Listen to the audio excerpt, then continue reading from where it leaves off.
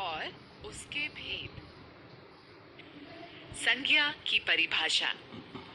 संज्ञा किसी व्यक्ति, वस्तु, प्राणी, भाव व स्थान के नाम को संज्ञा कहते हैं।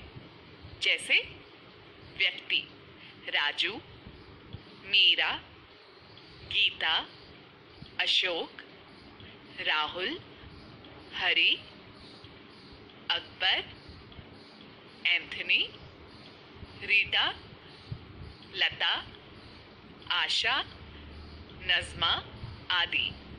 वस्तु गेंद, फल, साइकिल, बोतल, पेंसिल, कागज, पुस्तक, पेड़, पत्ता, फूल, कुर्सी आदि।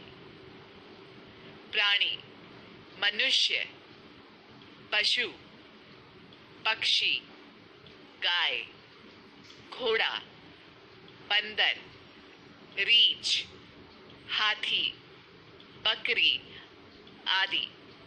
भाव क्रोध, खुशी, प्रेम, ईर्ष्या, दुख, भूख, प्यास आदि। स्थान दिल्ली, मुंबई, मद्रास, कलकत्ता, मथुरा, पंजाब, तमिलनाडु, हरियाणा, अमृतसर, केरल, उड़ीसा आदि। इनके अलावा रिश्ते, मौसम, धातु, पदार्थ आदि भी संज्ञा कहलाते हैं। संज्ञा के भेद। हिंदी व्याकरण के अनुसार संज्ञा के 3 भेद होते हैं, परंतु अब इसमें अंग्रेजी व्याकरण के अनुसार 2 भेद और सम्मिलित हो गए हैं, जो कि जातिवाचक संज्ञा के भेद हैं। ये भेद इस प्रकार हैं: व्यक्तिवाचक संज्ञा, जातिवाचक संज्ञा, क द्रव्यवाचक संज्ञा, ख समूहवाचक संज्ञा। भाववाचक संज्ञा। पहला, व्यक्तिवाचक संज्ञा। जो शब्द किसी विशेष एवं निश्चित व्यक्ति, वस्तु व स्थान की जानकारी देते हैं, उन्हें व्यक्तिवाचक संज्ञा कहते हैं।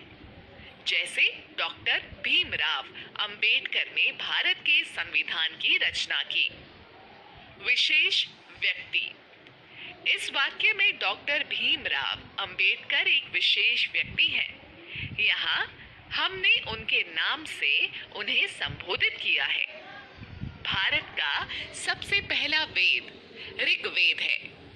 विशेष वस्तु। ऋग एक वेद है जो कि लिखित रूप में मौजूद है। ऋग्वेद एक विशेष पुस्तक है। जामा मस्जिद दिल्ली में स्थित है। निश्चित स्थान। इस वाक्य में एक विशेष स्थान का बोध हो रहा है। दिल्ली एक निश्चित स्थान है। इन उदाहरणों के माध्यम से हम समझ सकते हैं कि जब किसी विशेष व्यक्ति, निश्चित स्थान एवं विशेष वस्तु की बात की जाती है तो वह व्यक्तिवाचक संज्ञा कहलाती है। 2. जातिवाचक संज्ञा। किसी भी प्राणी, जंतु एवं समूह की जानकारी देने वाली संज्ञा शब्दों को जातिवाचक संज्ञा कहते हैं। जैसे रानी किताब पढ़ रही है।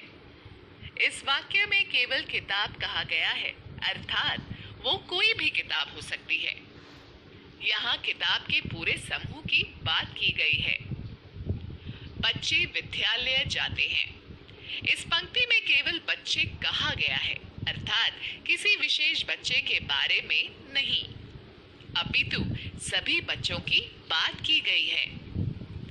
आज हम फल खाएंगे। इस वाक्य में किसी फल का नाम नहीं लिया गया है, बल्कि यहाँ फलों के समूह की बात की गई है।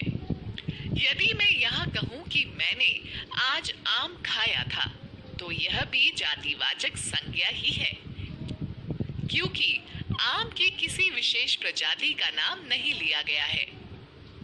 जातिवाचक संज्ञा के 2 भेद होते हैं। पहला द्रव्यवाचक और दूसरा समूहवाचक। द्रव्यवाचक वह संज्ञा शब्द जो ऐसे पदार्थों तथा द्रव्यों का बोध कराते हैं जिनसे नई वस्तुएं बनती हैं एवं उनका माप तोल किया जा सकता है, उन्हें द्रव्यवाचक संज्ञा कहते हैं। जैसे सोना, चांदी, मिट्टी, लोहा, तांबा, लकड़ी, दूध, पीतल आदि। समूहवाचक संज्ञा ऐसे शब्द जो किसी समूह या समुदाय का बोध करवाते हैं उन्हें समूहवाचक संज्ञा कहते हैं। जैसे कक्षा, परिवार, सेना, जनता, अस्पताल, मंदिर आदि। समूहवाचक संज्ञा के समूह के प्रयोग सुनिश्चित होते हैं, इनको बदला नहीं जा सकता। जैसे पर्वतों की श्रृंखला, नक्षत्रों का मंडल, तारों का पुंज, कागज का दस्ता, सैनिकों का जत्था, चोरों का गिरोह, गायकों की मंडली, कर्मचारियों या मजदूरों का संघ, भेड़ों का झुंड। 3. भाववाचक संज्ञा जिन संज्ञा शब्दों से किसी व्यक्ति या वस्तु के गुण, दोष, दशा, अवस्था, धर्म आदि का बोध होता है उन्हें भाववाचक संज्ञा कहते हैं।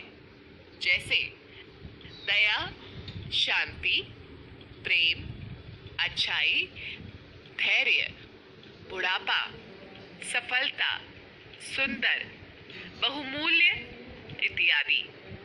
भाववाचक संज्ञा में उन गुणों का बोध होता है जिसका अनुभव हमारा मन या हृदय करता है, किंतु हम उन्हें ना तो देख सकते हैं ना ही स्पर्श कर सकते हैं। जैसे क्रोध, आक्रोश, मिठास, शत्रुता, मित्रता आदि। भाववाचक संज्ञाएं 4 प्रकार के शब्दों से बनाई जा सकती है। इसके कुछ उदाहरण इस प्रकार हैं। जातिवाचक संज्ञा से मित्र, मित्रता, मनुष्य, मनुष्यता, मजदूर, मजदूरी, देव, देवत्व, ममता, ममत्व, चोर, चोरी। सर्वनाम शब्दों से स्व, स्तव, अपना, अपनापन, निजी, निजता, अहम, अहंकार, पराया, परायापन, सर्व, सर्वस्व।